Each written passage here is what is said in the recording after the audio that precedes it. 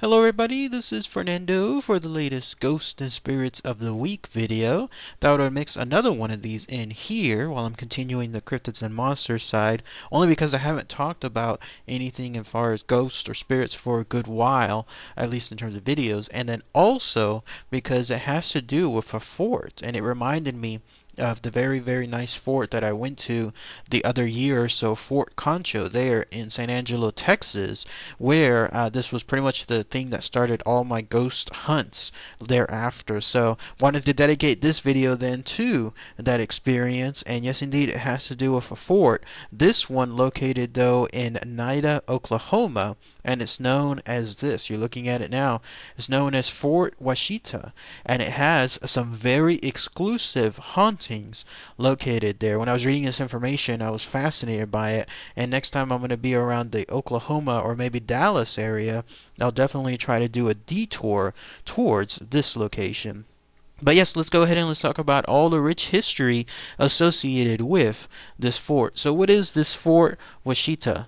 Well, again, it's a fort or the remains of a fort located there in Nida, Oklahoma. I think it's now part of course, something involving like a historical place, and so it's just kept preserved as is. In fact, you're looking at some of the pictures of it now, but it's been around for a very long time. All that history, of course, led to some of the famous hauntings associated there. I love it too when there's some very specific hauntings, and that's what makes me so intrigued towards visiting this place. First, though, this fort was built back in 1841, almost 200 years back in this case, and it was done there to protect an area from two different tribes. So there was a Chickasaw tribe, and then there was a Red Indian tribe. And so this fort was built by the U.S. so that a general there, a guy by the name of General Zachary Taylor, could side with the Chickasaw tribe, and then that way they could help protect the area from those Red Indian tribes. And that lasted for a little while, about 20 years or so. That fort stayed there. It looks like from these pictures, the forts, everything there was made out of both stone buildings and then also wooden buildings as well. But yes, about 20 years later, that's when the Civil War broke out, and this fort was just pretty much abandoned during that heyday. Things just took so much more importance elsewhere, and so that's when this place was abandoned. But it was made, I guess, of a short use as a storage facility, and then thereafter a hospital, also during the Civil War. So one can imagine during that scenario, here you had tribes warring with each other that could lead to deaths, and then residual hauntings, and then also the Civil War itself, more deaths, and then also with people coming in, the wounded from the hospital, some of them even dying possibly right there within that location. That would have also led to more hauntings. But after the Civil War finished, it seems like the fort, it was therefore deemed that it was not going to be used as an actual fort thereafter, and so most of it was apparently burned down. There was still a little of it left, about 3 barracks altogether, but otherwise most of it was burned down. It was these 3 barracks that later on in history were sold to another owner, in this case a landowner by the guy by the name of Charles Colbert. He turned it into a residential building, but then he quickly moved out. No mention was stated as to the reason for him moving out. I'm guessing it could have been the residual hauntings for someone to get out of there that quickly, but otherwise he made it into something else. There was even apparently a doctor that lived at that location too, if I'm not mistaken, and then that was someone that was there also for a little while. In fact, more on Charles Colbert here in a minute. But as far as that time period going forward, it just pretty much stood there as is, and then I think later on it was created or part of a community or an organization that looked to preserve it. They actually went out of their way. Like you see this picture here, this was a reconstruction of one of the actual barracks, like one of the wooden barracks, painstakingly reconstructed, like from the outside to the inside. It would have looked as is from back then. A lot of money, a lot of time was spent, but it was there And I keep mentioning it in the past sense because unfortunately some tragic news I'll report here just in a minute. But yes, this history, everything associated with it, led to some very famous hauntings. Apparently, if you go there to that Fort Washita to this day, you can look for this specific ghost. Her name is Aunt Jane. That's apparently the name given to her. No one knows if that's truly her name, but yes, that at least the way the story goes, this is the most prominent ghost that's located there. Apparently, she was a slave, a freed slave no less, who moved from the northern states down there to Oklahoma. Although there is some history that contradicts this and says that she may have been actually a white woman rather than a slave, but most stories seem to indicate with her instead just being a slave. And so, in order to prove that she was a free slave, she would carry around gold with her, $20 worth of gold, as an easy way to showcase proof of, yes, that no slave otherwise would have this type of money with them. And there she was within that location thereafter for a little while. It seems like she was there in Fort Washita to help some of the areas or some of the locale there. But as it turns out, I don't know if this is 100% true or not because much of her story is still vague.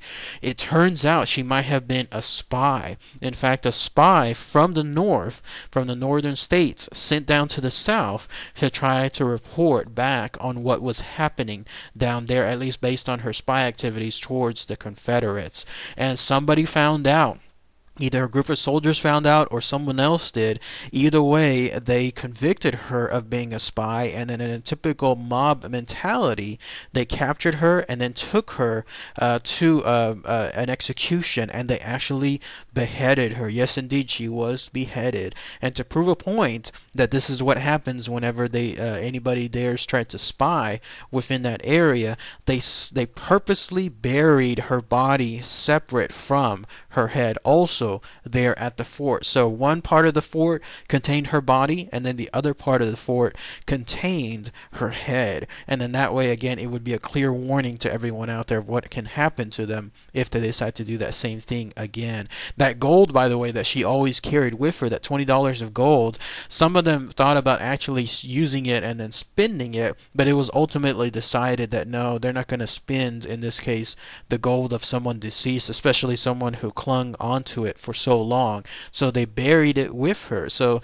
another famous tale there at that Fort Washita is if you go there and you try to find that missing gold, not just of course because of its value, but because of the history associated with it, her ghost will help prevent it. There's going to be some treasure hunters that state that whenever they go there and they try to dig into the ground, there's this force from the ground itself that prevents the shovels from going too far, almost as if it's like it's unseen, this invisible object, something that's just keeping the shovel from going any further down. So it could be her. But yes, her ghost predominantly haunts that location. Apparently in October, that seems to be the most common time period to see her there. So if you plan on traveling to Fort Washita for the history, but also for some ghost hunting, try to time it around October, and then you'll have a good chance of seeing her. She's been described as being a greenish type ghost, obviously with no head either. She also has a strong dislike of women. It's unknown why she particularly picks on women, but this ghost there, this Aunt Jane, she goes around and she is especially harmful to women. In fact, one woman who was a historical reenactor there stated that when she was spending the night in one of those forts, one of the ruined forts, she woke up and to find this invisible force, and she must have felt that it was the presence of a woman in terms of this invisible force, but this thing was basically on top of her, choking her, and then using one of her own corset strings. Remember, she was a historical actor, so she was dressed in the period of that time, and she was using the string to choke her. Pretty freaky stuff. Not something you definitely want to come across. when it comes to that ghost. And then also other people that have been there to that location have stated that they have seen multiple figures around the fort. Could these be some of the soldiers, people that were there during the time just reenacting their lives? Could these be long lost soldiers, people who died within that location? It'd be interesting to see. It ties back to that previous owner I was mentioning, that Charles Colbert. He had 32 racing dogs. These dogs knew something was up because every night they would disappear. They would get pretty much the hell out of there, and then they would come back during the course of the next day, and they would continue this thereafter. Like, this was just something that was just ongoing day in, day and out. So he knew something was just scaring the bejesus out of these dogs, and so he decided to move. There was also another doctor there, a Dr. Steele. I was mentioning him earlier too. His daughter is the one who seems to be the first to report those figures, those mini figures, those mini ghosts that permeate that location, and some of them even communicate or tried to communicate with her. And it was no surprise that this family, the Steele family, decided to move out as well. But yes, if you go there to this day, it's just basically a living fort. You can go there and then experience some of the history just like you would like at Fort Concho in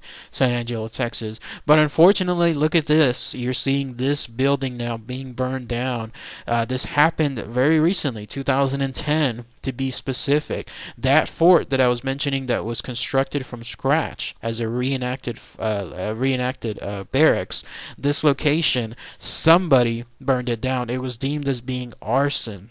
So some sick person out there decided that they just wanted to have fun, or they were just an evil person and decided to burn this thing down. And of course there was no saving it because of its wooden structure. And unfortunately the insurance, whoever was the insurance company for that location, decided that they were not going to pay. So I don't know if it's been reconstructed just yet.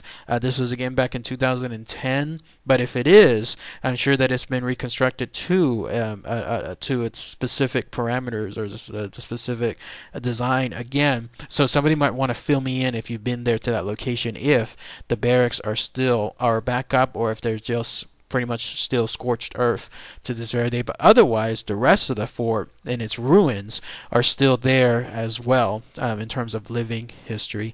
But that's it. That's pretty much all the info associated with this haunted location, this Fort Washita, there again in Nida, Oklahoma. Anybody been there before? Anybody happen to have visited this location, spent some time there? Anybody feel, see, hear anything as far as any of these purported ghosts or figures that roam that location?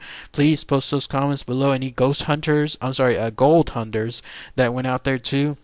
Maybe you experienced this, or any women who, again, apparently this ghost, this Aunt Jane, seems to pick on the most. If anybody has those experiences too, please post those comments below too. I want to try to visit this location sometime soon, hopefully this year. When I go back to Dallas, at the very least, it'll be a little bit of a turnaround, or a little bit of outside ways. But if I can figure something out, then I'll try to visit it and maybe do a live stream from this location too. So, all right, everybody. Thanks again as always. Take care.